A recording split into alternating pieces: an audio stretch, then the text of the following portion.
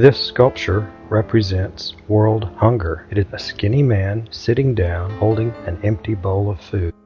To make this sculpture, I began with 7 feet of 16 gauge copper wire. You could just as easily use coat hangers, baling wire, pipe cleaners, whatever you have. I prefer the 16 gauge copper wire because it's easy to bend and it was available at Walmart. I folded the copper wire in half and I made the head first. Then I created the arms, the body, and the legs next. Once you get to the point where it looks like a figure, then you have the option of bending this figure any way that you want. It could be a man running, it could be a man fighting, it could be a man swimming, it could be a man crawling. It's your decision. Pick a world social issue and let this man represent that world social issue. After I had the basic shape, then I began by twisting the wire to create ankles, and then I twisted the wire to create wrists, and finally I twisted the wire to create a neck. And then I began experimenting by posing the figure in different positions. This wire figure will be called an armature.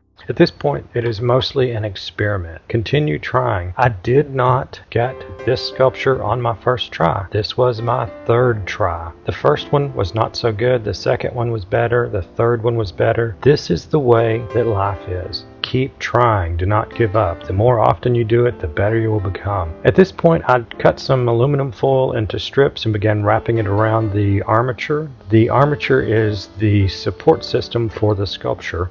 In this case, the wire is the armature. I wrapped the aluminum foil around the armature until it began to look like a man. I added a little extra aluminum foil in the areas that needed to be thicker.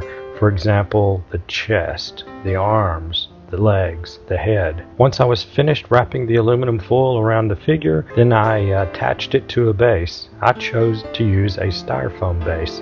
You may use any base or no base. It's your decision. I wrapped the base with aluminum foil also.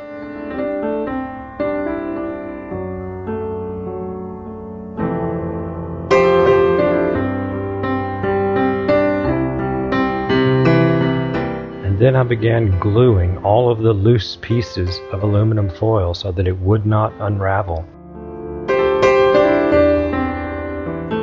After the glue had dried, then I decided it was time to paint, and I chose to use a tempera paint. Watercolor paint will not work on aluminum foil. Tempera paint or acrylic paint works very well. After I painted it, I let it dry, and then I photographed it.